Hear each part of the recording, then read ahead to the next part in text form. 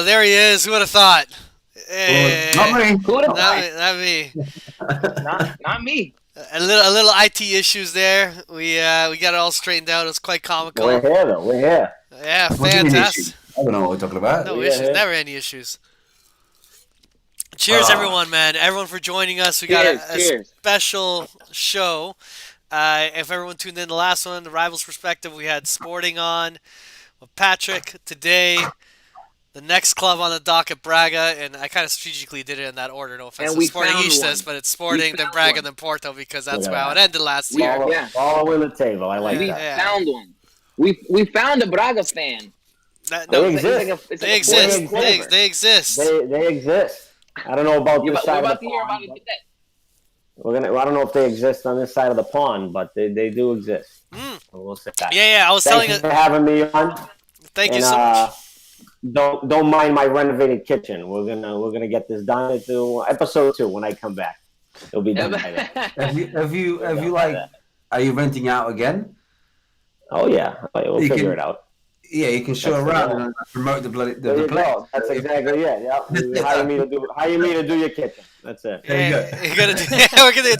This is like a 3-part. We're talking about the game, Braga, Yeah, we the gotta- season, and I the gotta- kitchen. Yeah. DIY segment. Yeah, I got it. Yeah, perfect. Yeah, but no, thanks for having me on. Appreciate it. Let's have some fun. Exactly, man.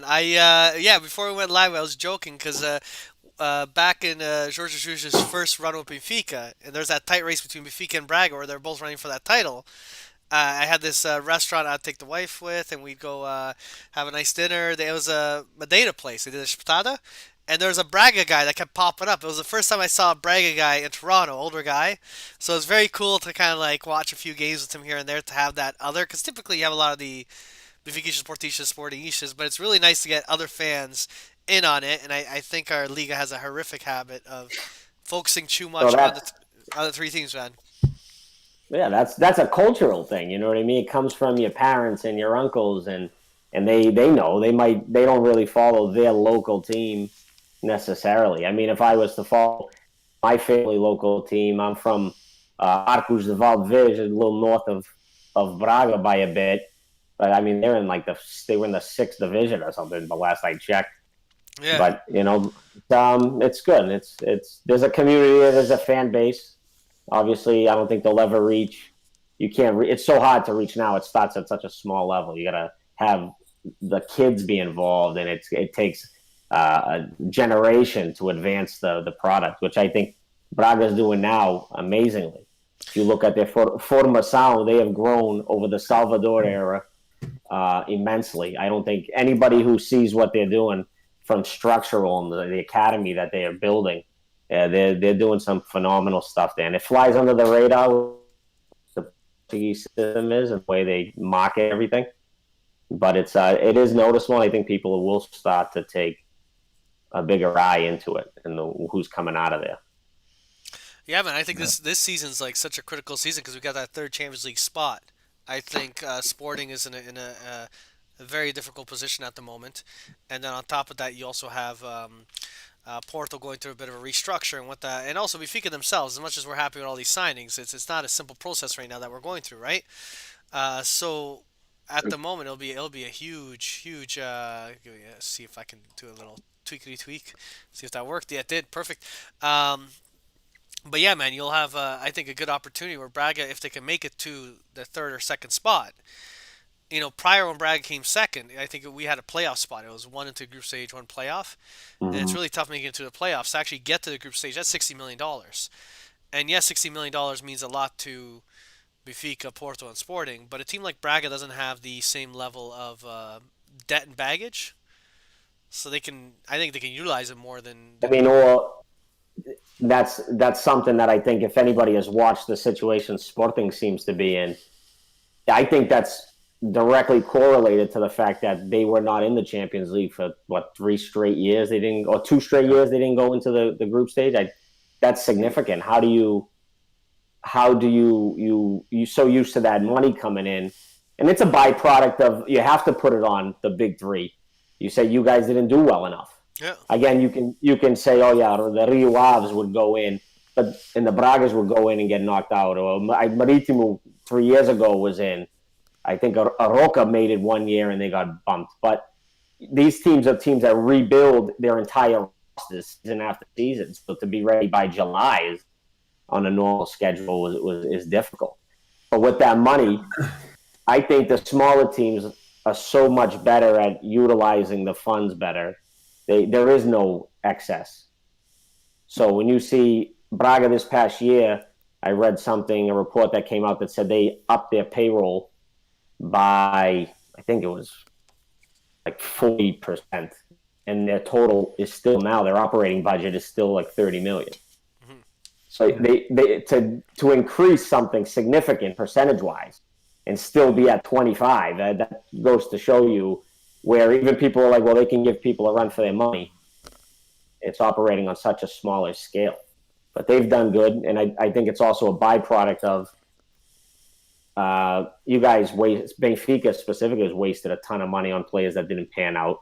So I don't think the money was being spent wisely on the other end, and it's significantly being used on the lower ends with teams like Guimarães and Braga. They seem to put Rio out this past season. This is a perfect example of it.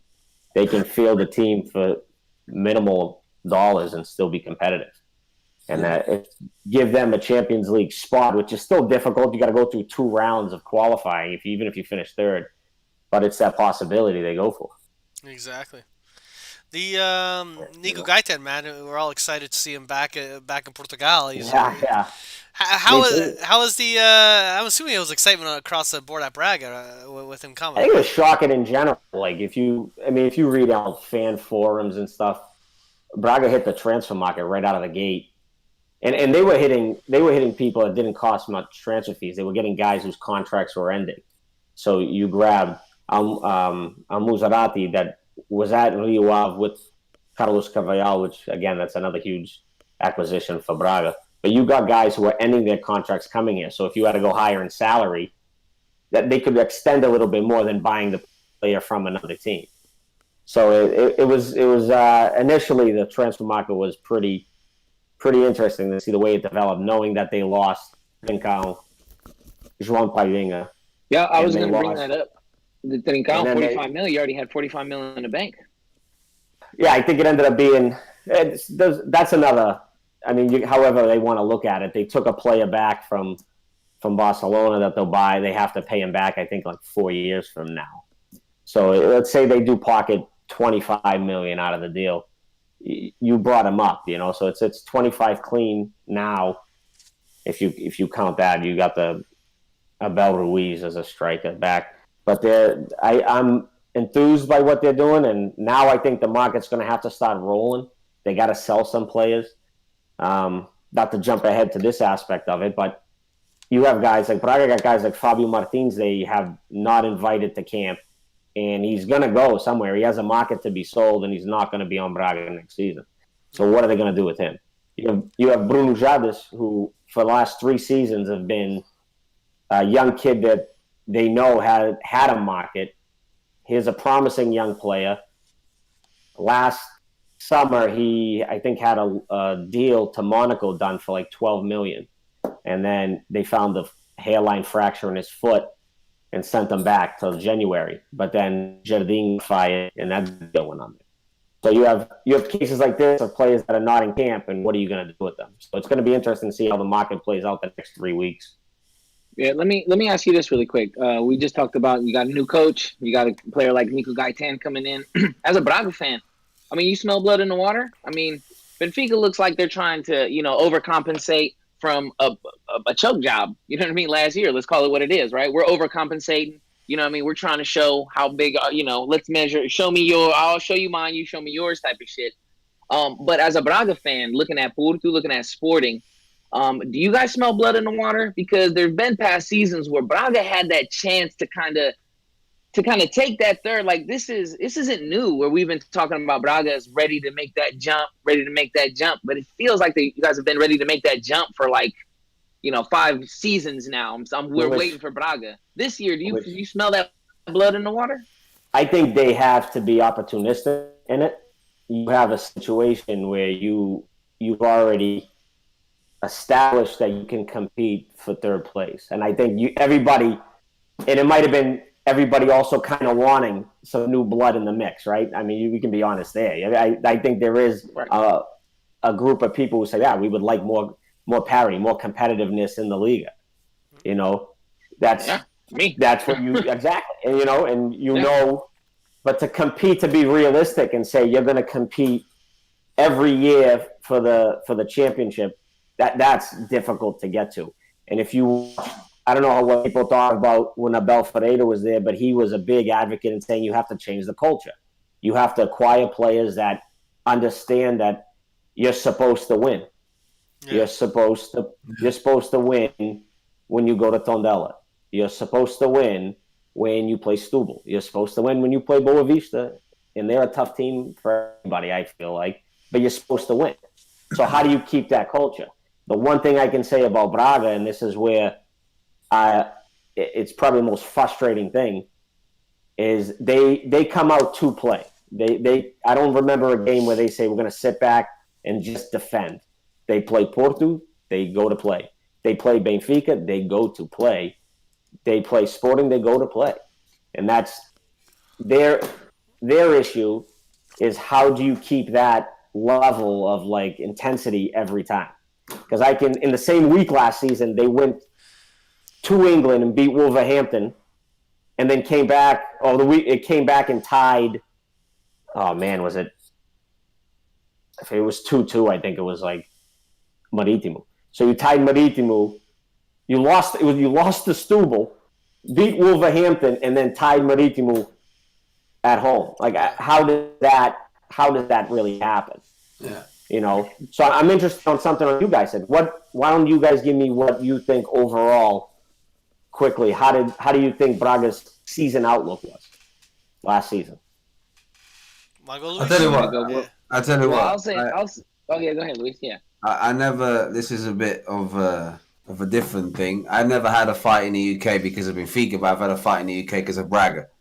New Year's Eve, I met this guy, Rangers supporter, and the guy was, "Oh, we're playing Braga." I'm like, oh, "We're gonna fuck them up." I'm like, "I wouldn't be so sure, man. Like, they're a decent team." I was like, "Oh yeah, but they're like what, 4th, 5th, 6th place? Like, we're not playing Benfica, we're not playing Porto." I'm like, "Yeah, but they've got to give you the run for their money." And I was really pissed off that you guys didn't do it. And I think, and to go into what you asked, I think what you were missing was someone like Carvalhal. I said there on this podcast before, what coach do you want at Benfica? I said Carvalhal. I said that so many times. I watched him at Swansea. Obviously, Lage was there with him. I do believe that most, if not all of what Lage knows or learned from Carvalhal. And don't get me wrong, I'll give JJ a chance, and I think he'll do good things. But I would love to see Carvalhal at Benfica. Mario knows I said that. Melo knows I said that. So I think last season what he lacked was maybe a Carvalhal sort of coach, a guy that will come in and just have more experience in Europe, even though he's not been. But what I mean by experience is he has that sort of. Yeah. He's eager to. I mean, come on, the guy's been in Swansea. He came to Rio Ave thinking about Europe. I honestly thought he was going to stay at Rio Ave. But then Braga comes in. I'm guessing they offer him a good position. He liked the project. He's from Braga. Yes, he did say that when he left a 3-star hotel. He came back to a 5-star hotel now. Man. So it's funny you brought up. Sorry to cut you off. You brought up the Rangers game, because that is a perfect example of when that big stage atmosphere. If you watch that match away at Ibrox, they were up 2-0 at the end at halftime. I think it might have been 1-0 at half. They should have been up 3-0. I think the announcers knew it. Everybody watched that and said Rangers were lucky to get out of that half only down a goal. At one point it was 2-0 when Abel Ruiz scored a second. At that point, it probably respectively should have been 3-1. You could have even made an argument at the 6. It could have been 4-1. Yeah. And they gave up a goal right there, and the crowd got into it. And you said right there, this could get ugly. Yeah. Because this is a big stage atmosphere where you have to be able to play under the lights, right? So you have a stadium. I don't know what Ibrox holds, but they were rocking. That was a 1 away game an away match I wish I went to. You needed a coach at that point and players who could calm it down and secure your lead. And it just snowballed effect, And then that's even though that was without Ruben Amorim, being a young coach in that situation, I don't think he was ready to handle that. And that you needed somebody in that's already been in that setting. And that's why I think he knew right away I have to go get Carlos Carvalhal for this. Because to be opportunistic and take the shot that I have in front of me right now, I don't know if I'll have a better time. You have a Porto who can't really buy players, who last season you beat three times. Mm-hmm. And then you have a Sporting where you feel like whoever you put out there, you have a better roster. And I agree with. Braga has a better roster through and through, depth-wise, than Sporting. Oh, yeah. So although I believe that they're focused on their formação and their youth that's about 20 years old right now, they know this was an opportunity they have to take. Yeah. And grabbing that coach was probably the best move they did. I didn't think they were going to be able to get him, to be honest with you. Speaking of the coach, I think Sporting did you guys a favor. Like, it's almost like they're going to pay you $10 million to hire Carvalhal. You know what I mean? Like, that's how it seems to me. Let's hold off. I mean, you haven't got the money yet. You haven't got the money yet. Yeah, you haven't got the money yet. It might never happen. And last week we talked to Patrick, and he kind of laid out why, and Mario kind of laid out why you might not have got that money yet. And I'm sure we'll get into that, but it feels like, I don't know. It feels like I believe in Carvalhal more than I believe in Amorim, right? So it's almost like the team that you're trying to take over right now, because you said third place, right? So that's what now, that's what you expect. Right, that's what you expect. And that's absolutely, fair. You have to. I think you have to. You have to say this is a minimum. So they did you a favor. So it looks like to me, and speaking of last year, Braga, I always thought, I was like, man, and somebody said it in the chat, I was like, Braga's like one guy or two guys, like consistent guys that might come in and kind of teach, like you said, the culture. You have Nico Gaetan, and we're very familiar with a guy like Nico Gaetan. You said you want to bring in players that expect to just win. Like, that's what they do, right? And Nico Gaetan is the perfect example of a player like that, right? So I'm indifferent to Braga. I don't really have like any like animosity, right? And I want parity in the Liga. So when I look at Braga, I'm actually kind of excited about what they did, bringing in the coach, bringing in Nico, bringing in that player from Rio Ave that you mentioned, right? So they're building something like something scary. I tell you, last year, man, I didn't want nothing to do with you guys. I didn't. The way we were playing, I'm like, man, this is gonna be an L. Man, they're playing consistent, like, and now it gives me a little bit more confidence, because of course I'm going to go into every game thinking Benfica is going to win. But now I can go into every game that Braga plays Porto or Braga plays Sporting thinking like, okay, guys, it's time to save some points, right? So like, this is almost like I'm actually rooting for this to happen. Like, I'm rooting for you. I'm rooting for you guys to do something. And it's interesting because if I had to give like an overall from start to finish, it was an absolute roller coaster of a season. You had a team that couldn't beat another domestic team if everybody was in front of the goal. I watched it last season where Braga probably for the first time had to experience everybody sat right in front of the goalie and they were going to be countered. Majority of the time, to an exception of some of the Boavista beat us twice. They lined up well. But in general, they had to figure out a way, can we break down a defense? I don't think Sapinto, as much as I don't think he was to blame for a lot of that issue, he just couldn't figure out a way for them to score goals. And Salvador, for the one thing I don't like about him, is he does not stick with a coach. At some point, you need consistency. And that's not his thing. He's like, you know something, you're not cutting it, you're fired. If we go down the list of coaches he has fired everybody. Yeah, it's four. We technically had five. I mean, the first day of preseason, the roster was made for Abel Ferreira, and he sold them. So you had Abel Ferreira, then you brought in Sapinto, then you fired him and promoted Ruben Amorim. That happened. you had to grab somebody fast. You pulled up Custodio. That didn't work out. That was an absolute poor. The guy. I don't know what was the expectation there, but it couldn't have been good. You just had a coach win.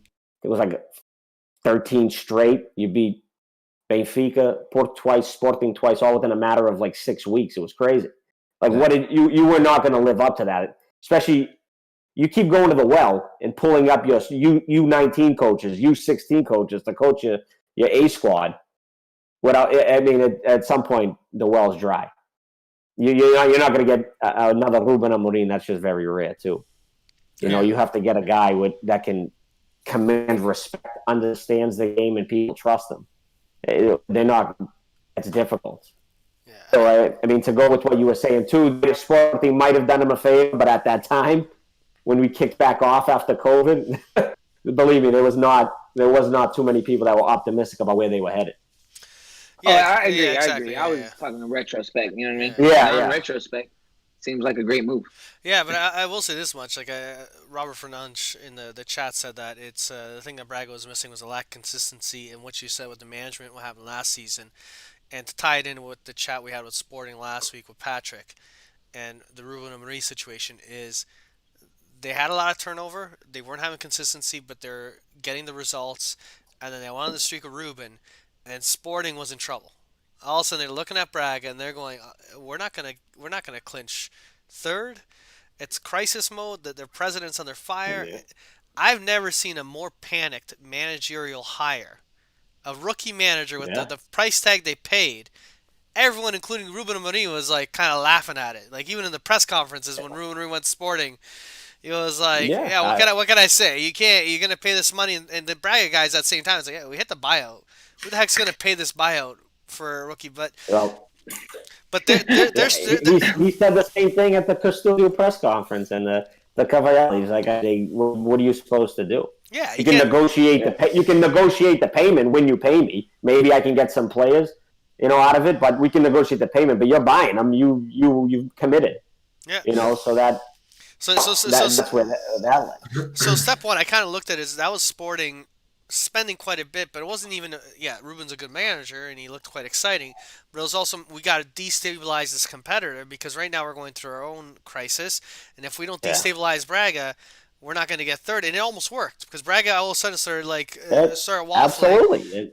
Plus the virus, but the thing, it backfired on Sporting at the end of the day. Now I think the lack of payment to me is they're looking at Braga reinforcing. Sporting has their own financial issues and they're trying to reinforce, and they're kind of saying, okay, fine, we will pay you. They will end up paying because you're going to end up getting paid. But I guarantee you, on the last day of the transfer, where you get limited. Day. So I really think right now they're going to actually get fined and end up paying Braga an extra $1 to $2 to $3 million more than they're supposed to. But they're doing it as more like we're going to lose $2 to $3 million to prevent Braga from spending an extra 10 plus million on the market because they're actually, I think they're shook right now. They're nervous. And if I'm Porto on go ahead. Yeah. No, go ahead. Sorry. I was saying Porto lately because they've had so many players leave on free, and they're having the financial fair play rule, and they're basically like Porto's playing the same ballpark as Braga right now. I'm not trying to be offensive to Portisha, but the fact is, Braga's trying to make smart acquisitions. We've been saying that for a couple of years now about Porto, though, Mario. Yeah, that's the thing I hate about them. Yeah, we've been saying this shit. Oh, they've been letting freeze, and they got they nipped 2 fucking championships out of and you know what I mean, like. It's still a little weird. I don't trust them motherfuckers. Yeah, I don't trust them, but I'm just saying. I think what was interesting about the interesting thing with Porto was the players walking away for nothing. Yeah. They had that run. That was interesting. And I think I couldn't really understand. They were just letting guys go away and getting something. Maybe they were more valuable for the last 6 months of the season. I'm not sure. Like didn't Brahimi leave on a free? Yeah, Herrera left on a free. Didn't they lose? They lost a couple of plays, and that was the interesting thing. I was shocked by, and it's tough. They own the players they felt they could win with. I don't know if that was originally the plan, but good for them on that one. Let me ask you a question, Dave, because I know somebody's gonna have to ask it. All right, Porto fans. We're going to have one on next week. But they love to say, and some Sporting fans, They love to say that Braga opens their legs for Benfica. What do you have to say about this shit? Because I imagine, and I've always thought this, every time I hear that, I'm like, if I was a Braga fan, I'd be like, man, fuck y'all. You know what I mean? Like, who the fuck? Yeah. Who? Let me throw one right before. You can, Let me say yeah. one quick thing. One quick thing. One thing. I will say when it comes to the fixtures, whether it's at home or away, when I see Braga, yes, we've had good results, but never to me are they ever easy. It is a grind and a half. Easy. This friendly Yeah. match we Right. just So had to me is this like back and forth game that you feel like it's gonna go anywhere. yeah, so I don't have BTV, so I didn't watch it. So I could check some highlights of it. But if you go back, you can argue all day with people saying, but the reality is they did for the last 4 years. They match up better with Port than they do with Benfica, and I'll explain my perspective of it. You have a Port team who I think is not as technical as Benfica. I think Benfica has more skillful players. Porto, on the other hand, significantly stronger players. They can push their way in. A guy like Marega demands respect in the box. A guy like Pep on defense, and I think they lost the player to Atletico Madrid too. That was their defender, their central defender. I'm forgetting his name. But in general, they had players that weren't as skilled. Well, Braga had João Pailinha, Fran Sergio, who are all bigger bodies, can play the field against Daniel. They can compete at that level. Were they skillful enough for some of the Benfica teams? I didn't think so. Like when they go back to that game recently with that was 6-2, right? I watched Andre Almeida volley a goal from outside the box. It's not a good day when Andre Almeida is fucking volleying goals from outside the box. We can. I sat here. We No, all I agree on that. Yeah, yeah. Cheers. no, right? All of us are shocked on that one. But it's the truth. I watched, and you couldn't say it at that time. Diego Souza was on the team. He scored a goal to bring it to Hey. 2-1, but at that time, you could see him. You could see him trying to push the team, and then it's always something where it's like, this is just either poor luck. I watched who's the defender? I'm not even sure he's on the club this year. Jardel run into the goalie, and the goalie misjudge, like doesn't catch the ball. And it like he heads it in, and you sit there and you're like, you play at this level, goals like that are discouraging to the point where you lost the match in a sense where you know it's tough to come back from. Another example, they played in Braga not too. I think João Felix was on the team. João Felix got a penalty kick to tie the game. Anybody who watched that could say, if this game means this much, you have to allow some level of physicality. Did Gayu touch João Felix's toe to get the penalty kick? I remember what goal you're talking about. Okay. I remember that. But at that, I don't think you can call that penalty. I think you can't call that, in my opinion. You have to let that play on. But you did change the game in that sense.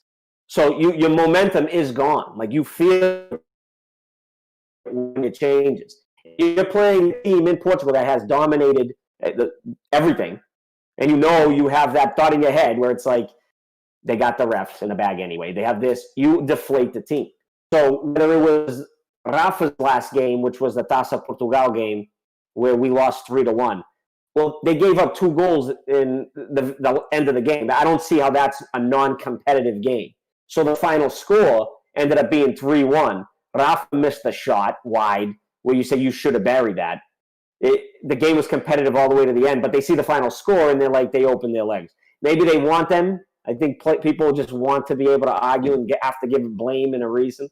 I disagree with that, but it is what it is. You're not going to change people in Portugal's mind about Port hates. Even their social medias hate each other.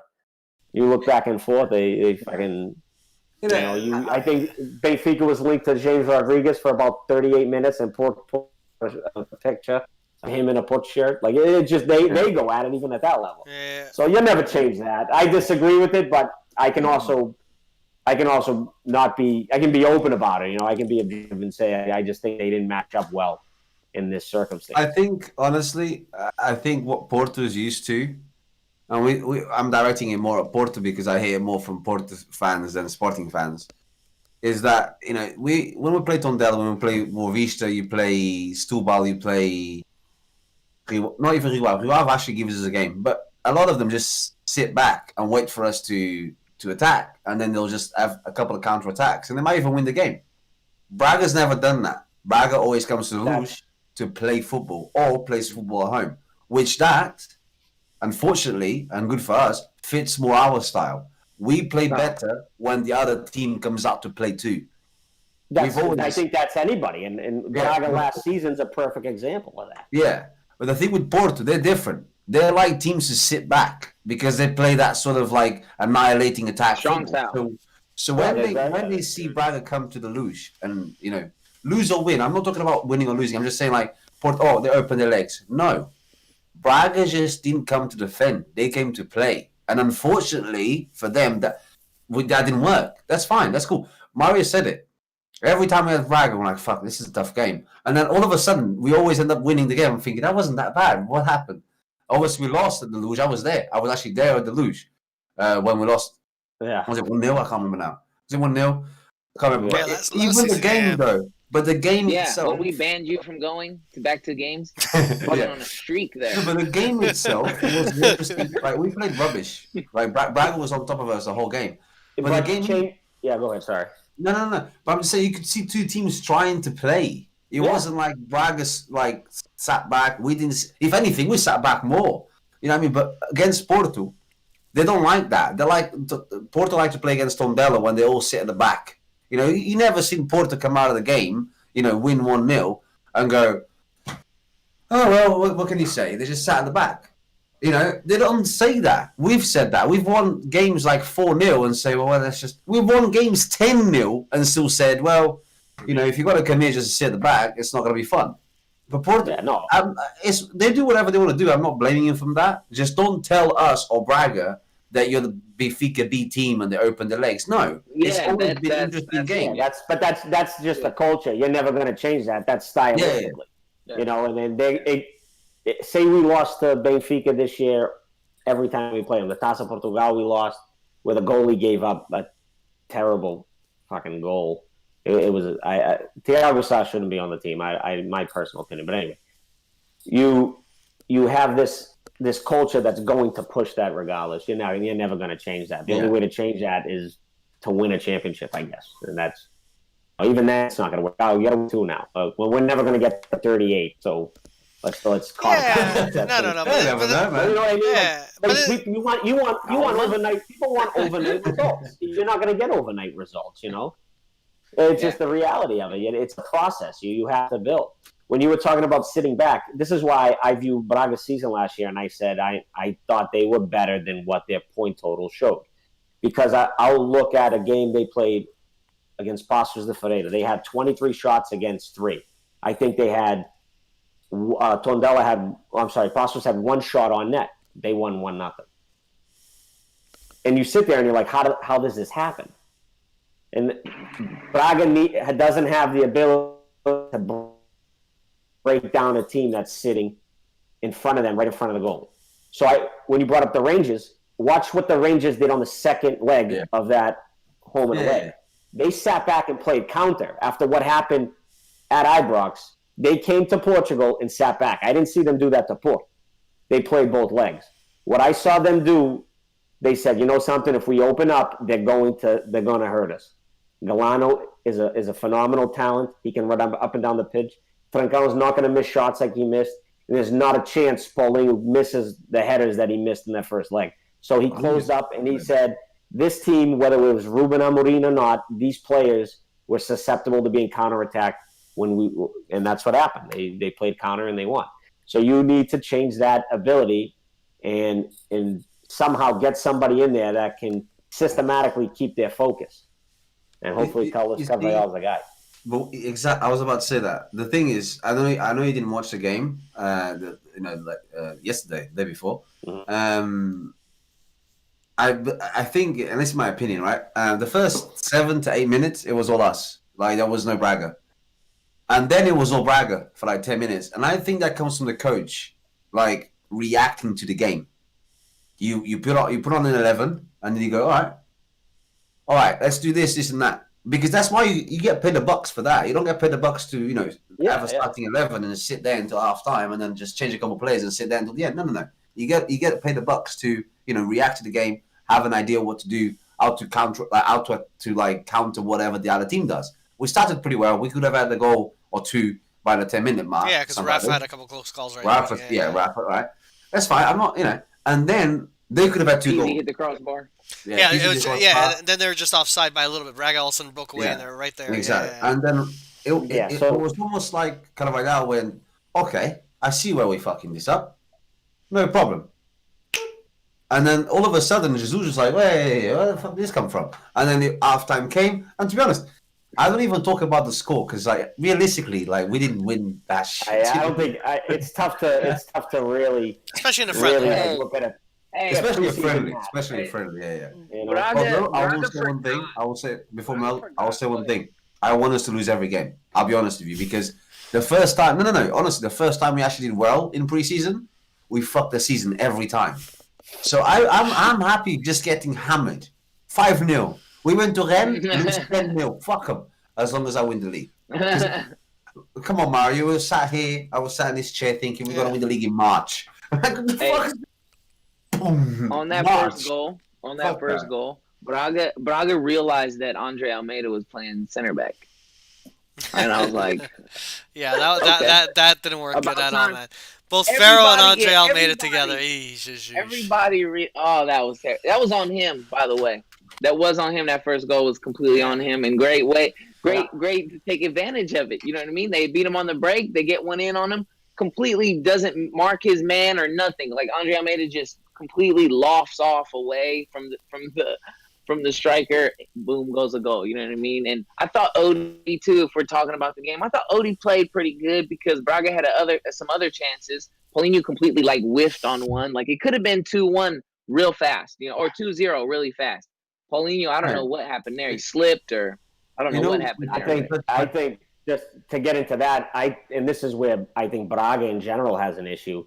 Once they get players who probably for the first time in their careers are going to be able to sign a payday for them, they've been making few hundreds of thousands. You know what I mean. Gaitan just has I think the largest contract Braga just gave, and I think it's clean like 1.1 million.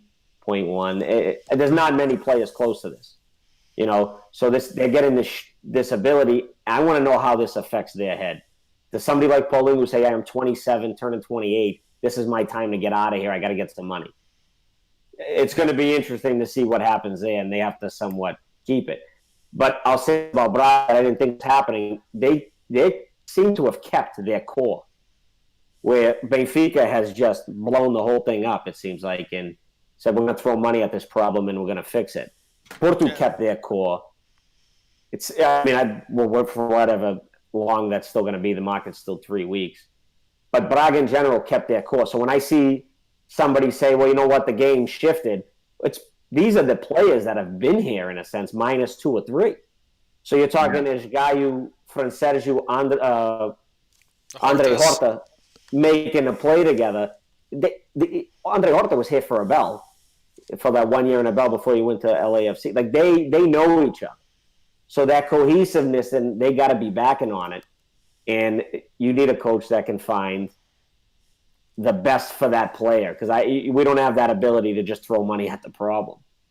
So it's going to be a tactical decision making now for them, finding the players that can be put in the best position. And let's see what the market does now at the end of the next 3 weeks. I'm sure this is when it's going to start to spice up, where they know you can't just pull the negotiations along anymore. Yeah, I got to You quickly know, tie into what you said also early on about talking about last season, how like they drop points, beat Wolves, drop points against the league, and I almost feel like this year the opposite needs to happen because I do feel they have a good starting 11, they got a good squad. I think the challenge for all clubs this season, and the further down the table you go, the more challenging it'll become, is a tighter compressed schedule, closer back-to-back matches. Braga, unlike let's say a Tondela, has decent players on the main 11 and has some decent players on the bench. At the same time, if you give 110% in every single game, something's going to give. And I would hate to say this because I'm a big coefficient individual. I want all Portuguese clubs to do well in Europe. But I almost feel like if there was a year for Braga to say, I'm gonna play the bench on Europa, and I'm gonna play the main team on the Liga itself, just because of the situation at Porto and the situation at Sporting, and even I'd say Benfica blew up their team and they're building a whole new team.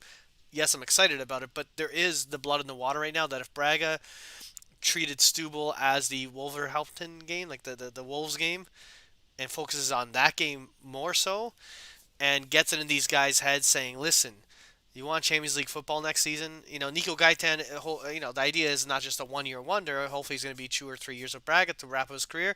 Hey, Nico, you want to see the Champions League anthem again? Like, this could be that kind of rallying call to kind of Yeah. say, you know, die on Saturday, forget about Thursday for a second. You know what I mean? Like, Yeah. That's still tough, though. Like, I know it's not. In Portugal, you're not going to make money hoping that they restructure this division. It's just not going to happen. There was a time for it. It didn't happen. So if you want to make money and establish yourself, it has to be outside the country. Like, I don't see, and you guys know it. Aren't you sick of seeing Benfica suck in the Champions League? I don't care for Benfica at all, But I need Portuguese teams to do well. yeah, get in more Europe. media, more rights, because you get more money for everyone. Exactly. You get more players going into more teams going into European competitions. They need that, and and Braga needs to do that too. When we always say, I think we're like a player away, which right now I think Braga's about 2 players away, and one of them needs to be a central defender because the experiment they have at central defender now is just not working. They got a young kid, David Carmo. He's young. You have to assume you're going to have mistakes, but you can't also have your 4-year veterans making the same mistakes over and over. And it's always like the one bad pass that goes right to the opposing player. Or the one Like the own goal that goal. Vinicius got it. I don't know if you've seen the highlights, but that was pretty much the bad pass that got him that goal to It's tie it funny up. because if it wasn't for Rafa being Rafa, they would have been up 1-0, right? Yeah. Andre Horta put the ball right on the money. Mm-hmm. He passed back to a central defender and he missed by a mile. And that's the one thing on Andre Horta where I think he's a phenomenal player. He's never used correctly. You have to be able to have that. So he worked for Sapinto, but he makes one bad mistake a game and it's costly. It's never with Andre Horta. It's never a small mistake. It's always something like that, and that's a difficult thing.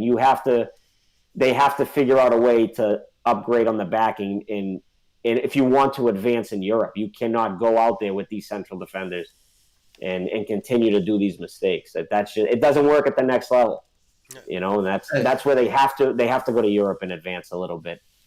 Does that mean push the Liga to the back? I don't want to see that either. I think they have good depth. Their bench would be playing in Rio Ave, in all honesty. They would be playing in other clubs. You should be able to compete when you change out 3 guys, 4 guys. I feel that. And now with the way they have Lodi Medeiros, who was a great player before he left, he was very exciting to watch. You have him, Galano, if you don't move on Ricardo Horta, and Gaitan as your 4 wingers. You should be able to win Liga matches, especially with 5 subs now. You think they're going to keep that? I think it's that. The EPL just voted it down back to 3 subs, and supposedly a few leagues are starting to have those talks again. Portugal hasn't said anything. Portugal's a little slow, but I thought they kept it. I thought they already voted. I might be wrong. I wasn't sure. I thought everybody voted to keep it for one more season. I might be wrong on that. I might have read something and translated it incorrectly. Quick question, man. I want to ask you this: what was your biggest rival? Like, what was that team you really want to win? Like, it's Guimarães. That's the. There we go. We had someone in the chat bring that up. Yeah. That's the game. That's the game you care about when you're a Braga fan. When you're a Guimarães fan, you can lose. We went on a run with Custodio. We lost every game, but we beat Guimarães. So it kind of was like, oh shit, great. we at least accomplished this. You know what I mean? But that's the reality. The Mingo Derby is a phenomenal game. So a little off tangent here, guys, if you allow me. Yeah. Did you notice post-COVID, there was like 10 games that were broadcasted on an English channel, Free Sports, I think? They took like 10 or 11 games, right? So, and you got Benfica, Porto, Sporting, one of those games every time. In the same week, I think it was the day before. I think Sporting was playing Vilnius. They had that game playing in England, and then they didn't broadcast Braga Guimarães. And I sat there. I said, "You have a team that gave Arsenal a run for their money on two legs. They probably should have won if it wasn't for the individual player of Arsenal scoring two free kicks. Right? Guimarães gave them a run for their money. I don't think anybody can doubt that. Then you had a team playing a team who went to Wolverhampton and won and drew 3 in Braga. You couldn't market that game in England. Like you have you're not showcasing your talent well enough. That's the reality of the problem here. There was a big rivalry. English teams, at least that year, you had communities that knew about them, and they couldn't market that product. And a big game where these two teams want to beat each other. But they want to play at that level. This is where I kind of go where I think the Liga is very short-minded, and you can kind of look at the reopening of the Liga after the shutdown. It was the meeting of the Liga president, Benfica, Porto, and Sporting.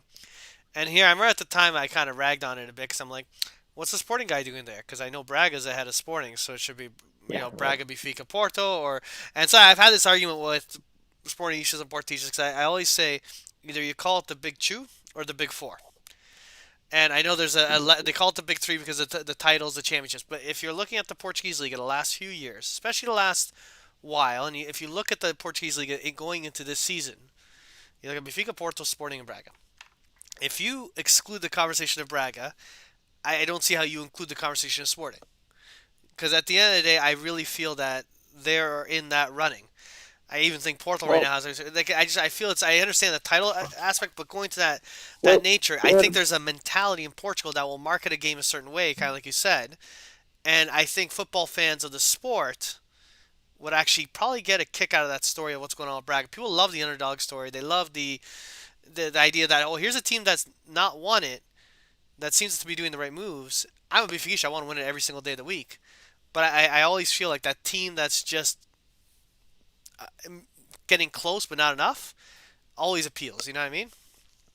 Okay. What about a team? What about speaking real quick about a team like Guimarães? Right, we had it in the chat. Isaias Batista. Guimarães is another team who's always a tough play for everybody. They're a gritty team. That fan base, when there's fans, motherfuckers is crazy, man. You know what I mean? They're crazy. You know what I mean? They can get wild. What about them? I mean, because we had it right. Yeah, we had it in the chat. Isaias Batista asked, like, what about Guimarães? What do you feel like Guimarães are they? Because if they get Ricardo Quaresma, right, that's a nice little pickup for a team who's, I mean, arguably or could be on the not on the same level as Braga. I'm not saying that, but argue like for a spot. You know what I mean? A spot's a spot. You never know. I don't think they're far off from that. What they did last year, they sold their probably best central defender, and this has to show somewhat where years ago that guy goes to Porto or Benfica, like that. This 8-9 years ago, this never happened. You didn't get a central defender from Guimarães go right to Germany like that. I don't feel like that happened as much, but you're not meeting these price tags. These players are going, they're making some money. What they did this offseason, I don't think is getting any attention from anybody, but the amount of young talent they seem to have been acquiring is pretty astonishing. Like, they're grabbing central defenders that 21 years old that are being similar to Marcus Edwards. Tottenham didn't really want him. Let's grab him. So, but how old is Marcus Edwards? 22? Yeah. I might be wrong. He might be 23. That guy was a stud last season. I enjoyed watching that kid. Yeah, no, right. Right, so they're going and I believe they grabbed the guy that Leipzig at 20 years old says, I don't think this kid's going to be cut out for us. He's 20. Like, I know we want to say we want that next star, but you usually, in all reality, you need the guy to be 25 in the Portuguese league if you're going to want to win it, or he's got to be close to 30, they're older. Your central defenders are usually not young kids, right? That's the way I view it. You need to season them. They're grabbing guys that are giving up on players. I have to give them respect for that. That's a market they're tapped into, and they're looking at it. And I wouldn't doubt it if they do make a run with a couple pieces added. Last year they didn't seem like they could score goals. I was never an Ivu Vieira fan. He got a lot of credit for what he did at Moreirense the year prior. But I think it was the year prior to that he got relegated with Estoril. So I'm not going to say the Yeah. guy's God. You have to, and again, player personnel does it. It matters who you got and who fits your system, and you need more time than a year to do it. You know, so that in that regard, but they do have a good team, and they always put out a competitive team, whether it be through loans or not. The year they came in fourth, I think their front line was all Port players. Marega was there, Hanani Yeah. was there, and they sold Suarez that year too to Port. So at one point you had their three front on a 4-3-3 was Hanani, Suarez, and Marega. I mean that they have that ability to go grab players like that. They have good scouting. I think what the Portuguese league is doing from fourth to sixth is extremely marketable. They just don't do it. As Asa says, Yokobu, the new striker, Aiki Manai, supposedly is supposed to be an exciting guy. The other club that actually close to Braga, just next to Porto, Boa Vista, it's kind of interesting.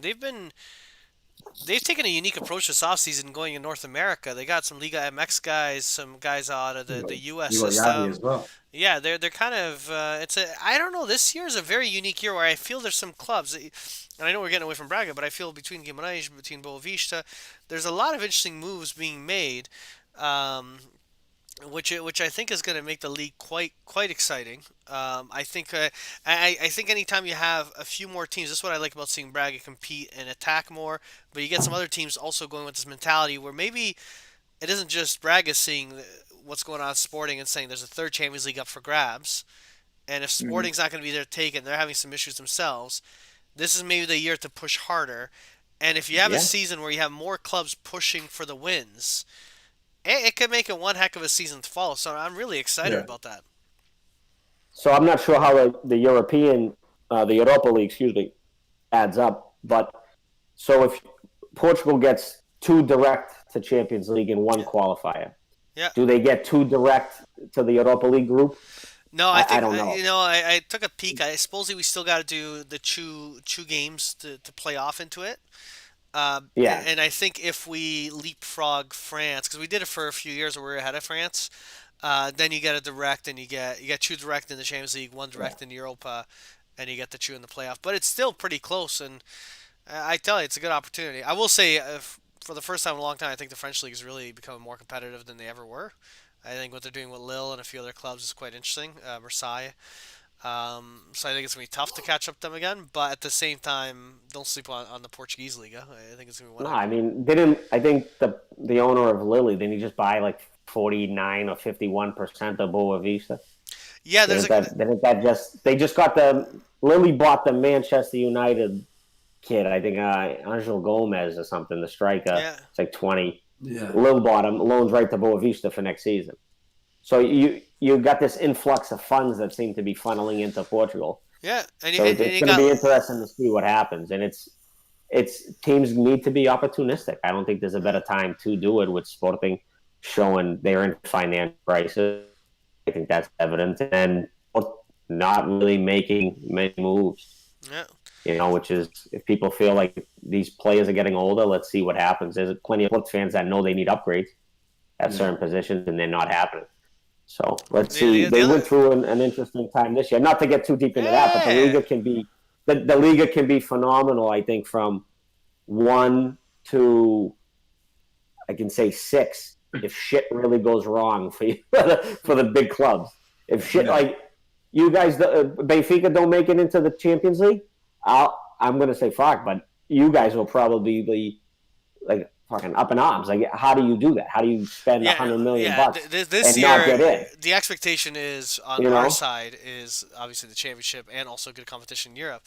But man, it's easier said than done when you're signing as many players as you're signing. I'm curious to get your take. So obviously, Benfica gets a lot of press coverage. We get a lot of attention. Of all this hype and attention of the players we've signed, who would you say is the one that you think is going to be, if you're watching a Benfica match, of the new batch of people coming in, which one do you think is going to be the biggest impact player that we got?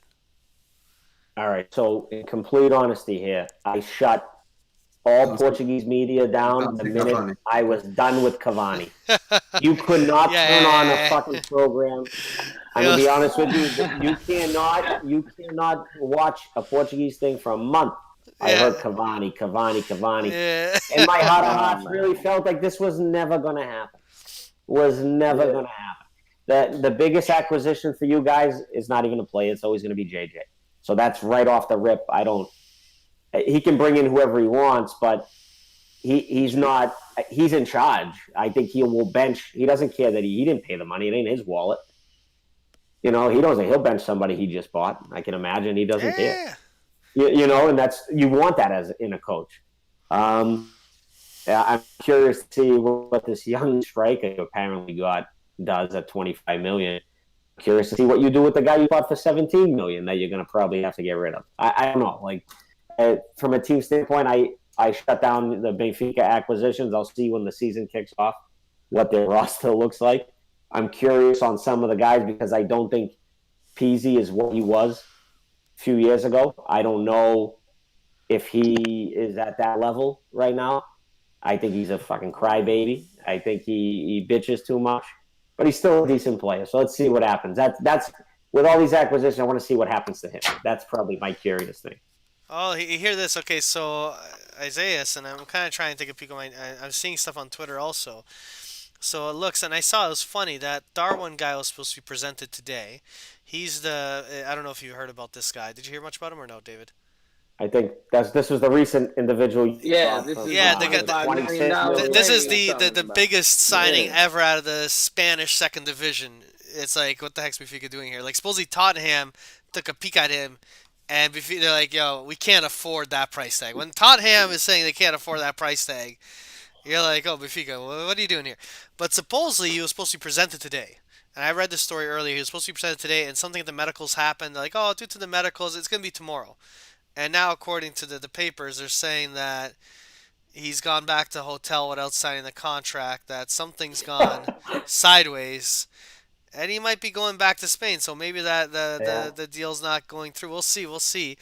I I'll be They honestly, happy. just saved us $24 million. They yeah, just yeah. saved us If the guy failed $24 his million. medicals and we don't sign him, I'm okay with that. No, man. Not even if he didn't. Just it Yeah. saved us. I bet he did pass. I bet he did pass them damn medicals, man.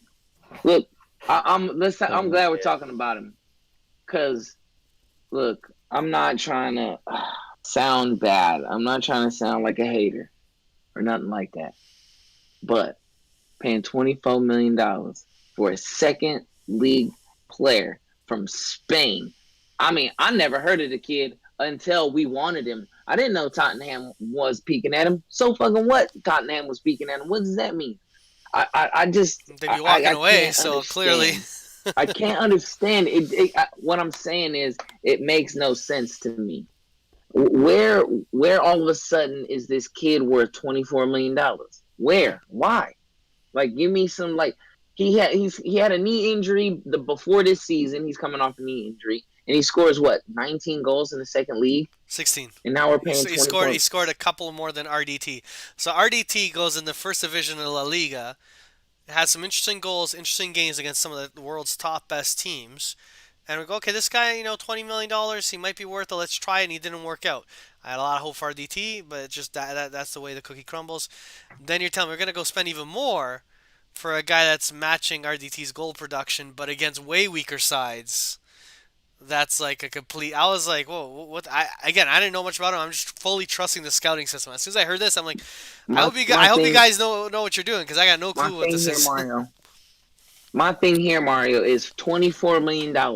There isn't a better player that we can get for $24 million right now. Who's at least seasoned, who's played some games, who's maybe 25. Who cares? But a good player. You mean to tell me that we scouted the earth, we scouted all of the world, and we came up with Darwin Nunez for $24 million? Because what, we couldn't get Cavani, we just need somebody from Uruguay on the team? Is that, I don't understand. And no one can make it sense to me. You can say, oh, we don't know, you're hating on him before he even hits the pitch. Look, I'm not hating on him. I'm hating on the signing. I'm hating on the idea of $24 million for a kid. I never heard of this kid. I watch a lot of soccer, man. I like to think I do. I didn't know. No, I never saw any kind of news flash. Darwin Núñez scores a goal today against, I don't know. I couldn't even tell you. How about that? I couldn't even tell you who plays in the second league of Spain. I just can't make sense of it. And where all of a sudden here's the crazy thing too. Before I leave, before I pass to you, Mario, before you storm off in a fit of make it make rage. sense to me. Where all of a sudden does $24 million just all of a sudden just come from out of nowhere? We couldn't get the deal done with Cavani, right? Just like 2 years, here's $24 million. Like that's a good, like you made $10 million a year for 2 years. Like here you go. Like I mean, because it's a free agent. That's how I'm thinking about it, right? You're on a free. This is what I'll give you. I have $24 million for 2 years. You couldn't get this deal done, but you spend this shit on just real fast on this kid from the second league. Like it seems just a little bit weird to me. For 3 weeks, I heard fucking Cavani. I mean, for a second, I was lying to myself. I was like, we're finna get him. We about to get this motherfucker. Yeah, I that's where can't you went. believe it. That's where you went That's what wrong. got me. That's And where you then- went wrong. That's where- Listen, you Right, read the I guess paper. I- Read the paper. I guess I fucked up. Yeah. But listen, I didn't read the paper, but I'm just thinking like, yeah, I mean, by now, right? Like by now, I mean, I've heard about it long enough. All right, so it's got to maybe happen. I got to say one thing with this kid, this Darwin kid. I'm gonna say sounds exciting, young up and coming kid. I hope he's great. Maybe he's a Yeah, good so kid. did Freddie Adu. Yeah, so is Freddie Adu. But I'll say this one: we got Ramsh, we got this young up and coming forward that just killed it in the youth league. Came on, played one game for Benfica, got you goals. Looks amazing on the youth side of the And he's Portuguese already side. on. And it's like we got a guy around that age right now that's quite exciting, the same level of a young up and coming forward. Why the heck are we? And this almost reminded me, if this guy comes to fruition, almost reminds me of the day of we had Nelson Oliveira coming up on the youth side, and that under 20 World Cup. That guy was a killer. He was a star striker, lots of I was going to potential. get to him too. And then we signed Rodrigo, and two very young guys, and then you just never know where it goes, right? But for all we know, Ramos could be a Nelson Oliveira, he could be a Rodrigo, and this new Darwin could be the Nelson Oliveira. It's at this young age, yeah, potential, but man, it is a gamble. I'm so tired of could be's though. I don't want no could be at Benfica no Freddie more. Adu. Like hopefully he could be somebody great. Like we never know. Like fuck that, man. Go spend $24 million on somebody it's like gotta be he just business. played. Yeah. It's a business decision now, right? So you're saying you can't spend $25 million, and this is my perspective only. I don't think you can spend $25 million on a 26-year-old and think you're going to get that money back in 3 years. I think it's in their minds. They're like, well, I can get this kid who's 21 or 20, and at least know that shit. If he has a bad season, I can do an RDT, and he's still young. I don't know how old RDT was, but like, no, you have value in his age, and you just say like, yeah, it didn't work out, But it's speaking. That's just the way it's going now. That's going to be tough. Good luck with that. I hope it'd be interesting to see if when shit starts going wrong for the big clubs this year, it's going to be an interesting thing. Because I thought last year Sergio Conceição was going to get fired. Yeah. I thought at one point he was ready to walk out of the door. All right. I saw Benfica plummet. That was a fucking unbelievable thing to see. Every week you guys are coming on here like, we got to win this one, right? This one we got to win. All right. It's got to happen sooner or later. It's got to happen, right? Yeah. And then Sporting, if Sporting starts the season off bad, it's not going to be good for them either. So it's probably the Liga is at its best point right now. Oh yeah, get ready for that. In a very because it's all roses right now with Ruben Amorim. The fans are still with them and everything's going. Oh no, but that's the one thing. There's the difference. Once that shit, Portugal. Once that shit turns, they're trash. Gonna get ugly. Funny. Gonna get ugly. We're talking about like Darwin Núñez and Cavani and fucking Gonçalves and stuff. And you know what's funny? We're still scoring goals. We just keep conceding. It's like we're still scoring goals. We still got Pizzi hitting the crossbar, smashing them in. We have Everton smashing them in. You got Vinicius luckily scoring 2 goals. Okay.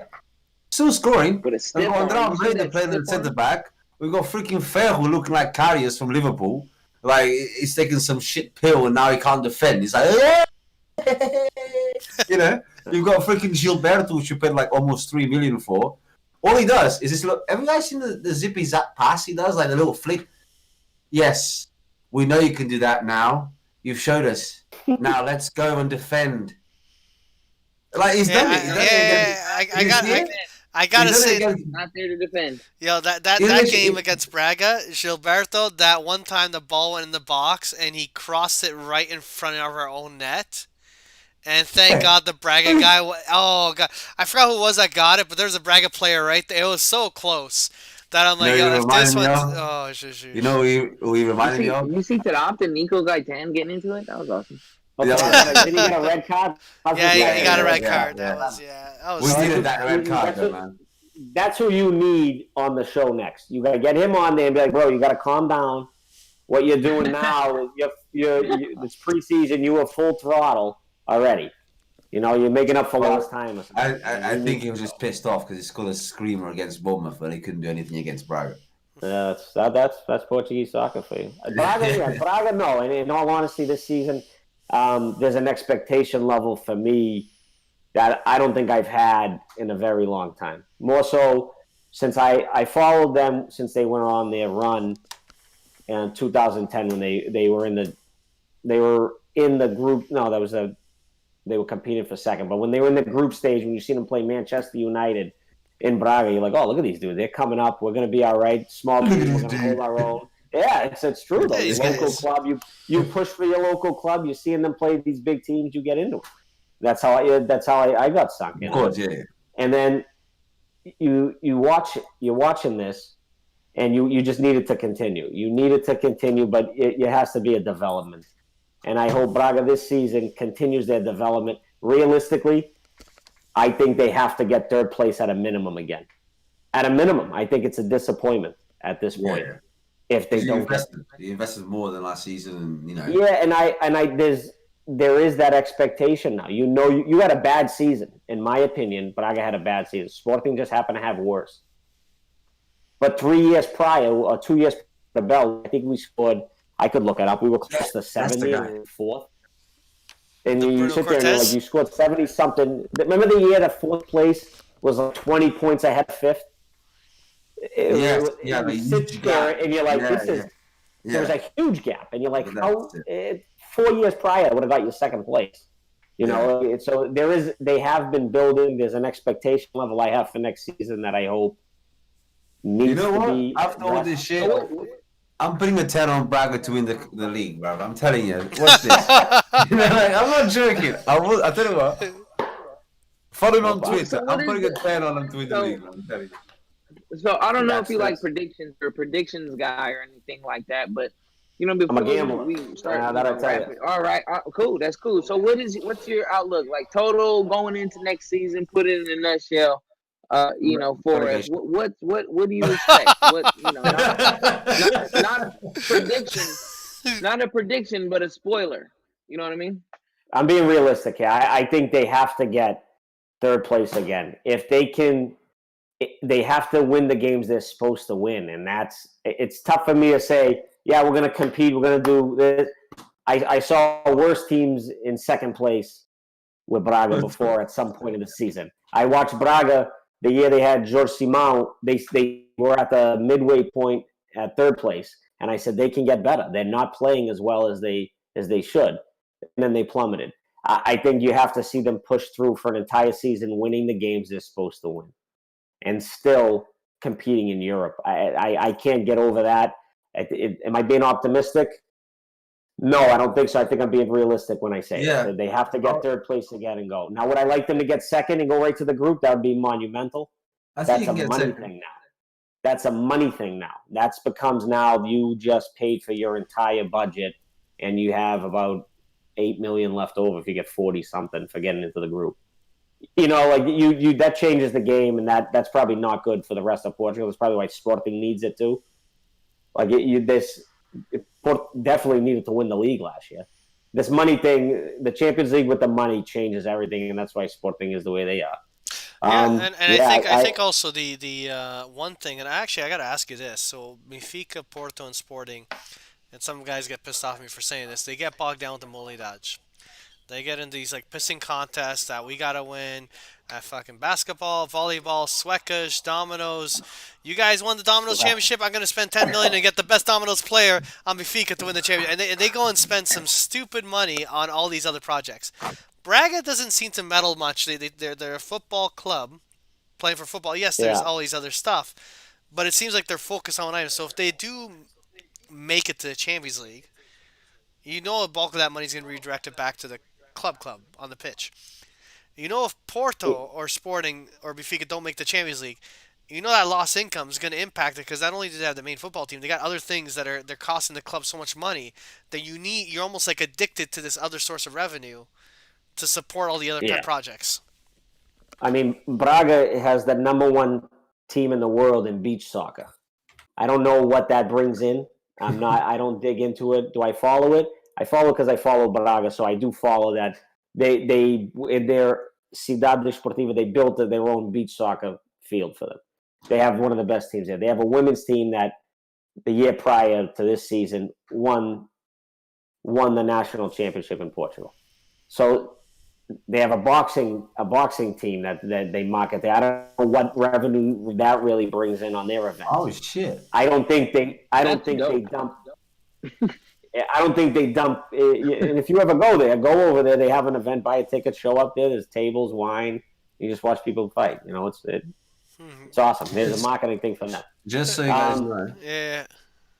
Braga is actually the odd. So basically, Benfica the favorites to win the league. You got Porto, and then you got Braga, and then you got Sporting Lisbon. Yeah, So the odds makers are putting Braga at third place. Yeah. and that's probably the Carlos Cavallal effect on that one. Yeah. Definite there in their situation. But yeah, they don't. I don't know what the modalidades bring in for them. I can assure you that soccer is still their priority. Building the academy they just did in the school, so it's going to be interesting to see. I don't see them falling off anytime soon unless they really screw up badly. But what's your opinion on Antonio Salvador? Because I can see Antonio Salvador just fucking firing this coach, no problem. He fires everybody. I think you make third or second. You know, mission accomplished. You hold on to him, right? Yeah. I mean, that's it. This guy, this president is very. He has his sights set for higher marks. He wants to win the league. I think 3 years ago he said, "I wanted to win it by my 100-year anniversary," which is this one. Yeah, so it's interesting, man. It's This is interesting. I it. think. Speaking of anniversaries and big markers and things of sort, you pointed this out to me before we went live. The game Braga wore green. Story behind that. Their original color was green. They were originally green and white, and they had I can't remember the year, but I think it was the president. Well, that might have even been owners of SADS at that point. I don't know what it was. It was an Arsenal fan, and changed their colors to red and white, and this is why they have the name the Arsenalistas.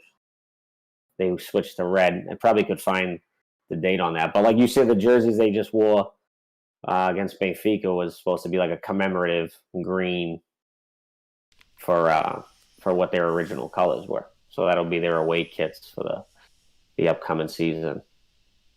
So they switched. Right. Yeah. That's cool. That's a cool story. I thought it was a funky story. Yeah, it's interesting. A lot of people don't know that. I'm sure there's probably tons of people didn't know. I don't even know what year it was. Yeah, I was a little caught off guard when it came out in there. I was like, Yeah. that- Did you watch the match? How was Gaitan? How'd he look? Yeah. Well, you know what? We were talking about a guy who wants to win, right? Like, if you get into it in preseason, you know what I mean? Like, I was like, okay, they got him a nice one. Look, he's getting into it with Tarap, and Tarap's getting into it with them. I mean, it's fucking preseason. Tarap was tripping, but he should have never did that. Relax. It's just preseason, but I thought it was pretty cool. I mean, Gaitan, I wasn't really, to be honest, I didn't watch the game for Gaitan. Gaitan had a nice couple, you know what I mean? He was what he was, you know what I mean? But I was watching more Tarap this game because everybody had me fooled last game. They're like, yeah, he played the best. So I was watching Tarap the whole time. I was like, okay. But I was like in and out of the game, to be honest. I was watching it on my phone, so I didn't really catch the I'm zoom in, in. Did you guys? I, I've I'm I intrigued. I'm intrigued to see if he comes inside more. I know he was a winger, he, but being the little short guy he is, he had an interesting header. Unfortunately, couldn't place it, but it was literally one great cross by, was it Orta? I think it was I Orta. think it's hard. Great cross. It's just like sort of like floated in, and he sort of jumps, hangs in the air, and heads it. But he heads it straight. Good save. Don't you know? Because he has to react. He's like a, I don't know, like a meter or two from the keeper. But he heads it straight at the keeper, and Odie just sort of like Oh, the high catch. reacts to it. No, Yeah, he the just high catch. reacts. Yeah, Yeah. Or does he catch? I can't remember. I thought he Odie It got was has a quick. It couple was a of the. quick saves play. It like was a quick this. Yeah, I He play. has thought a he Kind got couple of. it. of saves. But the thing for me, what like, and this is what I miss about Gaetan and any player, there's a ball that is lobbed, like right back, just lobs it, and this is so hard to do because I play football. I'm not very, like, I'm not a professional football, but like, and the ball is coming over his head like that, right? And he sticks his foot out like that, and the ball just, how can like, because when it's sideways, it's sort of like you can see the ball and it hits your foot and you just soften the ball. But he does it, so the ball's coming over his head and he's like, I got this, I got this, I got this. And, down, and the ball just hits his foot, falls right in front of him. Like not to the side, not to the back, not no, right where he wanted it. And then unfortunately no one ran in the box because no one thought that he would stop that ball.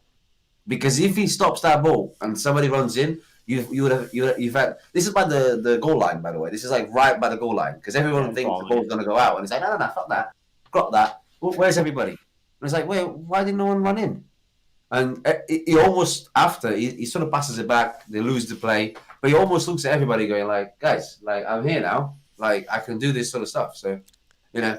know, for me, it was very positive. He needs one thing though. He's got a lot more freedom because I think Rafael knows that. He said like, you have the freedom. He needs to know when to go on the outside and when to cut inside. But he will get that. I mean, it's his first game. He'll get with it. I got He's going to be a very important player. Sorry, go on. yeah, I got just a couple questions from the chat because the chat's bumping today. It's going back and forth. So, two different people, two different quick questions, but it was directed to you at David. First one, if you had one guy to pick on Braga right now, who's your favorite player right now? And then second question would was from Eder on um, Braga fan. Where are you from Braga? Because this guy's actually from Braga. That's in the chat, but he's curious Yeah, if I'm you're. like now my family's from Arcos de Valdevez, north of Braga by a bit. And So then from if there, if I had to pick a favorite player, if I got to pick a guy who comes to ball every time on big games, it's Francesio. When Okay. the lights are on, that dude balls. Why he doesn't ball when he plays fucking Tondela or something, I have no idea. But if that's a dude who could focus every match and play with, I'm sure he plays hard, but he doesn't doesn't show like he does when he plays in the big games. If you check the score sheet, he'll score against Rangers, stunning goals, Port, and he's just box to box. He's strong. He has some speed and he can kick from the outside. I'd say right now it's tough to get him off the pitch no matter who you bring in. So I'd go with Francesio right now, Fair play. very cool, which very cool. should probably. All the rumors saying he's supposed to be sold to Sporting, but there's no negotiations. I You would know say the if I'm Braga, I wouldn't Don't negotiate do it. nothing with Sporting until you get Don't do paid. it. You know what you Nope. do? You say, okay, yeah, we'll send it. Just send us the money, and then when the money arrives, say, okay, that's the money for the coach. Now send us the money for Yeah. the player because we won't release him until we get the full. Because That's it. Yeah, we sent the player. I don't know where he went. He's driving. I guess I don't know. Yeah, that's yeah, it. That's all you can do is send him, and that's it. exactly. Yeah. No. Let me ask you guys a question. Yeah. From how many more transfers do you think you guys are going to have? You guys have to have some outgoing players, right? Oh, outgoing man! I think we're gonna have a fire sale of loans, and we've already let go of Zikovic. We've let go of a few guys, so I could see a bunch of guys either getting just let go free or last minute rush loan deals to get guys off the squad. I think we're kind of lopsided on our talent. I haven't even checked up on guys like Alpha Sumidu, is he still on the books? I'm pretty sure he's still on the books. Like, Crovey right now we're in talks with West Brom, I believe it is, or not 10 West mil. Brom. I heard 10 mil. Last time I Yeah. seen it was 10 mil. So right now it's like I swear, man. If I was Benfica back office, it's like a fucking call center right now. Like I hear all these phones ringing. You want to buy? You want to buy this guy? Okay, we got this guy. Got someone interested in loaning this My, guy. It's like I my, got a left back in Brazil. You guys want to My, buy one of these? It's like it's. I find it's madness right now with our system. I can see like easy 5, 10 players in the combination of leaving and entering. Like more probably. but see, the thing is those players need to be the players who have to go. You know what I Yeah, mean? I yeah, know yeah. that sounds weird. You know what I mean? But don't just sell anybody. Like, get the players out. Krovinovic, he ain't got a spot. He's not even on the team. Get the money for him. You just brought up Alpha Semedo. Alpha Semedo ain't nowhere to be found. I don't know where he's at. Somewhere in Spain, right? Get rid of him. Get rid of this dead weight. All right, there's a couple other players like Jota who's going to have to go out on loan, but like the Samadis, the Fages, the guys that are on the books that don't need to be on the books anymore, those are the transfers I expect to see, but it's not going to be a fire sale like we expect because it just doesn't work that way. Like Nah, you I can't just feel expect to just sell 8 players because you want to. You no, know no, what it's I not mean? even that. But I just really feel we're working overtime on like from the recent activity in the last few days at trying to because you're not going I to have keep a these weird guys. feeling Peasy's going. Yeah, Gonna get sold. yeah, He and then plays too much in the preseason for me. and you see it on the chat. You see the talk. No one wants Tino to go anywhere, right? Florentino, they want him to yeah, stay. Florentino. Yeah. Yeah, But yeah. like it's. I hope he doesn't. I really love Florentino. I just feel right now, and I would say even as much as I dislike Vieta because I don't appreciate him right now. I will give him props in a sense that this is probably the toughest transfer market he's ever working in because given obviously the environment that we're in, plus he's trying to sign this army of players. He's working with George Jesus that's coming with his demands, and because of mismanagement on his part, he's got an army of loan players returning back to Benfica. It's like, yeah, it's a bit of a Time, circus. time, it's time to clear the books. What are you supposed to do with John? He's not. You can say what you want. There's no place for him on the team. You don't want to get rid of him, but I don't think it works like that. I think you got to cut your loss there, make some money on him. He's young, he's talented. They say he is. They're not. The last coach wasn't scared to use him. But I can't imagine JJ is going to play him. Yeah, for Jota, and I I even saw a recent ad with Benfica, I and that's mean, why Jota's Gonzalez face came. still on there. Yeah, Diogo Gonzalez came and he's taking that spot pretty much. Like I like what I've seen from him the last 2 games. Yeah, so you got to cut your loss on guys like that, even though you want to see them develop. That's you guys Yeah. are in an interesting situation. It's going to be pretty fun to see. That's Not for me. awesome. The chat's amazing. You guys are really bumping. I'm sorry. I'm catching up with everyone on here. I'm trying to press a bet here, man. Like, You try to play. What you Yeah, want? guys coming on. Calling Uh, his bookie? yeah, no kidding. bro, I honestly I can't Seferovic and find. Seferovic, starting Salmeda B to the B team. team. I'll take that. B team needs those guys, man. Give them like a guarantee. We're Not getting- allowed I don't think leaving we're the B getting rid team. of Seferovic. I don't think Seferovic's going anywhere. I honestly I don't. think I he's saw going anywhere. Benfica's Did he Twitter. score a goal today? He scored a rocket of a goal, and Benfica Twitter right away. Hey world, check out this goal. They're trying to see any bidders, anyone gonna buy, He's not going nowhere. See that goal Hey there? man, believe me. 15 believe million me. gone. I'm not the biggest fan, but I know he ain't I going think he ain't nowhere. going anywhere because we ain't got anyone else that kind of came in. So we still got the same issue of Vinicius and Seferovic. And imagine like Nunez comes in and you play him on the beat. Oh my lord! Like Hey, I I'm can't pretty even sure. imagine. I'm pretty sure you know this, but Braga's first game is against Porto away. I know that's exciting, man. Yeah. Really? Braga That's a hell, plays, that's a hell of a start. Braga plays Porto away, Benfica away, and Sporting away all in the first round. The thing is though, if they somehow have enough points going into the second round, so it's one of these things where survive the gauntlet, and it could be, depending on the situation. What would you say? Okay, first game. Okay, let's kind of maybe end it on that. First game against Port.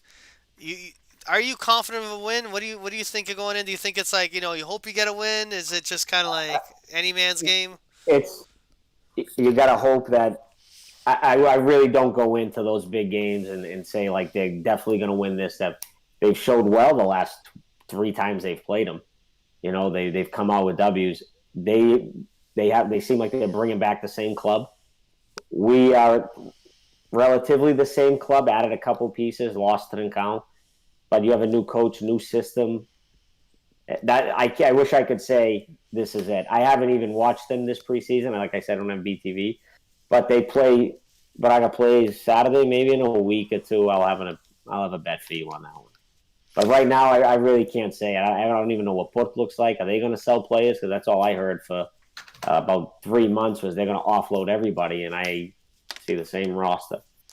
Yeah, I'll say this much: I can guarantee you every single Bifikisha is rooting for Braga in that first game. I'm sure. I mean, that's every week. My father-in-law is a Portista, and half the time he calls me, and he's just like, "Hey, how they do?" Who Yeah. Braga's like, no. Benfica's playing in an hour. Did they win or lose? You know, and like, all right, I don't know. Like he just, but He's that's that the way. said He got they bust the chops. Yeah, yeah, you When's know, when's the Liga start? What's the first game? What's the first 20th of 18th, I September. 16th? believe. Oh, sorry, sorry. 18th? Is it 18? The weekend of the 20th. So I think the first match is the 18th, and Wow. Port and Braga is the 19th, I believe. It's gonna be the best winner Here it says ever. 20th, but it could be wrong. It's gonna be the best winner ever. You got the Liga starts in a couple weeks, in 2 weeks, and then football starts. American football starts in American six, football. 7 days. You know how much sport? I mean, sports overload. The baseball's still going on. Man, it's about to be lovely for sports fans coming up, man. It really is. Like this is gonna be, Okay, and all no. the games are condensed. All the Liga games are condensed, so it's gonna feel like you're watching the Liga game almost every damn day. I don't know. It's gonna be. The schedule came out. Is it still weekly though? They're still shooting for roughly the same dates, aren't they? How compressed is the schedule? Did they weekend it, man, or did they do that bullshit where they thought like, yeah. oh, I, if we I think play them that was on like the Wednesdays, dumbest we'll thing the Liga technically did: say, non-stop weekday games to not appeal to the North American market. Especially when they said oh, we got to do back. condensed games, but only one game a week, just middle of the week. It was just ridiculous. So I really hope they get a shitload of weekend games because that's going to make it a bitch for me to try to watch during the week. I know Benfica's first match is on that Saturday, for sure. It's on that Saturday. I already looked it up. I gotta go pick up Pops. All right, man. I got Luis here in England. He was supposed to go to bed 3 hours ago. Oh, I'm not He's going to over bed there now, bro. There's no He's point. you're just plowing through. We can see England almost. The sun just set, Luis. It just set in California. That means it's rising Uh, very The soon for. 15th. The Uh, 15th. Well, not the Liga, but Benfica's game is on the 15th. It's on the Tuesday. no, not until 6, bro. Still a bit more We time. got And like then Familica on the 18th. Yes, so the weekend, yeah, you're right. You were right. So the 18th are the first games. Unless they play that Friday. Nice. Yeah, you guys should be worried about the Pauk, right? Pauk, Yeah. Abel Ferreira and Pauk. And if Yeah. everything You know goes what? right, Honest, not, Eddie, I'm a little off about it. Because we got to play it before we even get some real, Hey, quick question. games in. You Like, I don't guys, like it. sorry, you guys interested in a fantasy league? Because Cynthia was busting my chops saying, yeah, maybe you guys should do a fantasy league, and I'm like, I'm not gonna be able to, man. well, Portuguese. Yeah, Portuguese football. you got someone in the I chat that don't brought know. up. Steve brought it up. Man, Not no, a bad idea. nobody keeps up with it. Nobody That's what I'm keeps up. saying, I've yeah. been in this It's all good time. for the first couple of weeks, and I lose interest. Yeah, I Especially know. when it's like, I'm That's why I telling kind you. of didn't do it because I was kind of like I find I've always done it for the first bit and I taper off, but figured I I'd keep toss up it. with mine, and what pisses me off is I keep up with mine, and I still can't win one. I'm like, I'm changing people every week. I'm doing all this shit. He ain't changing his lineup since the shit started. It's the 20th week of the league. Man, what the hell's going on? I'm making moves. I'm feeling like I'm making moves. Like, oh shit, I just picked up Vinny for 8. Oh shit! Like I'm trying to kill it. that's why you're going wrong. You're picking Vinny, brother. That's why you're going wrong. I mean, I'm You week pick to him week. all after the fact. You know, he went on a hot streak. I'm gonna Yeah. pick him up, and See, then I gotta goes get on a cold right. streak. Yeah, Yeah, yeah. but I already play fantasy. I play enough fantasy already. I got 2 fantasy leagues I'm in. I got a draft tomorrow, so All I right. can't do it. I mean, I'll do it if you keep up with it, but Yeah. you that's gotta it. put you We'll do gotta a put money joint. in it. You gotta put money in it. There gotta be like a prize at the end, and you're not gonna. Yeah, if you put money in it, if we all gamble, that's fine. You know, That's everybody has fine. to put something in, and that's the only way it'll It's a funny survive. And then idea. now I know you don't keep up with it. If we could figure out a way to do that, and Peter Park is gonna DM you Mello on an NFL pool. Any final All thoughts? right. I say it's been a great show, man. I gotta say, fantastic show. Like honestly, I could keep doing this for another hour, but the chat is bumping. Everything's fantastic. But anything else you guys want to add? No, No, fellas. man. I mean, other than thanks for coming on the show, man. It was cool to finally speak with a Braga fan. Like I said, I never get to really get that point of view. See how you guys are what do you guys think? You know what I mean? Because I always hear this. You get the Porto in the Sporting all fucking day. Just the yeah, but all the time. You know what I mean? I'm tired of it. So Yeah, it's no. refreshing. Yeah, It's really thanks refreshing. for having me on. I appreciate it. It was a good experience. There's a lot of love out there for the smaller clubs. It's just you're not going to get it from the main sources in Portugal. Yes. Yeah. So Yeah. hopefully, what we do is we get you back on because we're our last one. So we're gonna get the rivals back on for the rival game. So when we play, hopefully we can get you back on the show. We Yeah. can talk about the game. Yeah, and Let's just get some other updates work along that out. along the season, man. It'd be fantastic. Yeah, All right, fellas. Appreciate it. All right, have a great night, guys. Thank you so definitely. much. Hey, hold on, wait one Uh, second, Mario. I got a One cool second. outro also, but I'll wait. Gotta relax. So we're on Spotify now. We're Yes, I almost on. forgot this. Yeah, the Yeah, we're on Spotify, Spotify. the Teletunes, the iTunes, All the tunes. We're on Spotify. We're on TuneIn Radio. We're on Amazon. If you got Amazon, if AM, you got to like FM. the music, Audibles. We're on there. We're on there. iTunes is coming up here in the next day or two. We'll probably be uploaded by tomorrow on iTunes. We're gonna figure out with this next show, but we're on all the platforms now, so we can download Benfica After 90. Of course, just look up Benfica After 90. Subscribe, leave a comment, give us that rating on wherever it is. And yeah, man. Uber rating, Uber rating, nice Uber yeah. driving rating, and yeah, all give Five that. us Clean star, car and that. double thumb. leave You a know. comment. Remember, this is a throwback right Give here. us This the one here, download. one of Yeah. these, one of the, yeah, this one. Now, Gotta go with now we that have one. Mario and Spike Lee. You're gonna have to make a graphic with all that shit. Yeah, watch. Okay, so I got a good graphic for you guys. Have a great night. Thank you so much for joining us. Okay, Peace. peace. Peace.